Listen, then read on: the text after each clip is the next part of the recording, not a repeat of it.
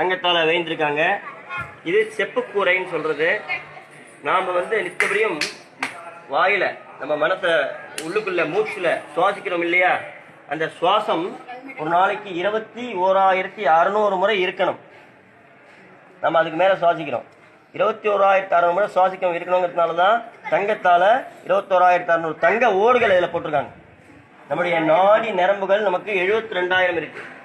அதை தங்க ஆணிகளாக அதில் அடிச்சு 72,000 நாடி நரம்பு ஆணிகளாக அடிச்சிருக்காங்க.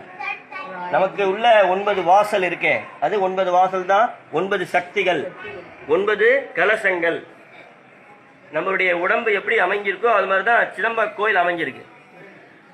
நம்ம உள்ள வர்ற 4 வாசல் மாதிரி இங்க ஒரு 4 வாசல், மெயினான ஒரு வாசல் இருக்கு. 9 வாயில்கள், வாயிலும் 9 அமைஞ்சிருக்கு இந்த கோயில்ல. சரி, நம்ம 3 சபை வெளியில பார்த்தோம் இல்லையா, ராஜசபை, தேவசபை பார்த்தோம் இல்லையா. இது சித் சபைன்னு பேரு. பொன்னம்பலத்துக்கு சித் சபை, சித்னா அறிவு உயிர் அப்படின்னு அர்த்தம். இது கனக சபைன்னு பேரு. இது அபிஷேக மண்டபம். கனக சபாபதி அது மாதிரி பேர் வச்சிருப்பாங்க.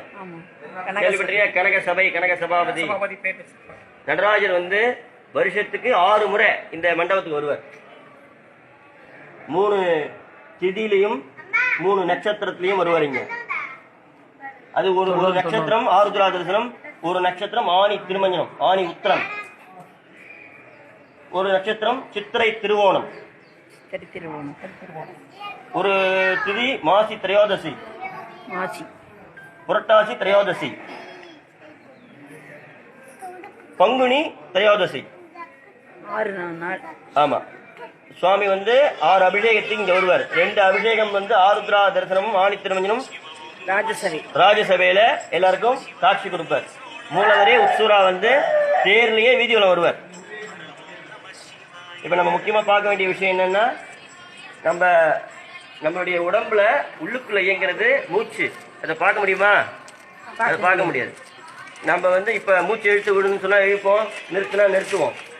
நமக்கு டேலண்ட் இருக்கு. நாம தூங்கும் போது நமக்கு அந்த டேலண்ட் இல்லை, ஏன்னா அது தானே நடைபெறுது. அப்ப நம்மளுடைய உயிர் மூச்சு தான் அடிப்படை உயிருக்கு. அதனாலதான் இறைவன் முதல்ல இங்க எப்படி காட்சி கொடுக்கிறார்? மூச்சு வடிவில காட்சி கொடுக்கிறார். நம்மளுடைய மூச்சு தான் சுவாசம்னு சொல்ற. சுவாசம் ஒரு நாளைக்கு 21,600 முறை ஒரு மனிதனும் சுவாசம் பண்ணணும். அப்ப நம்ம அந்த சீரான உடலமைப்புல இருப்போம். இது எப்படி உடம்பு மூச்சு இருக்கோ அது மாதிரி உள்ளுக்குள்ள இருக்கிற நடராஜருடைய நர்த்தனம் எதை குறிக்குது அப்படின்னா, நம்ம உடம்புல இருக்கு இல்லையா இதயம் துடிப்பு. இதயம் எப்படி நமக்கு துடிக்குதோ அதை அறிஞர்கள்லாம் காஸ்மிக் எனர்ஜி, காஸ்மிக் டான்ஸ் அப்படின்னு சொல்றாங்க. இது உலகத்தினுடைய ஆட்டத்தினுடைய மையப்புள்ளி, உலக இயக்கத்தினுடைய மையப்புள்ளின்னு சொல்லப்படுறது. உலக இயக்கம் எப்படி இருக்குன்னா, எம்பெருமானுடைய தாண்டவத்தினுடைய இயக்கத்துல தான் உலகமே இயங்குது. அதனாலதான் ஆதியிலேயே சிதம்பரம் உலக கோயில்கள்ல முதன்மையான கோயில். கோயில்னாலே சிதம்பரம்னு சொல்லப்பட்டிருக்கு பெரிய புராணத்துல. அதனால இங்க என்ன செய்யணும்னா, நாம தரிசனம் பண்ணி சுவாமிய மனசார பிரார்த்தனை பண்ணணும். அதாவது சிதம்பர ரகசியம் அப்படின்னு சொல்றது என்ன அப்படின்னாக்கா, இப்ப நான் சொன்ன பேசிக்லாம் மனசுக்குள்ள வச்சுங்க.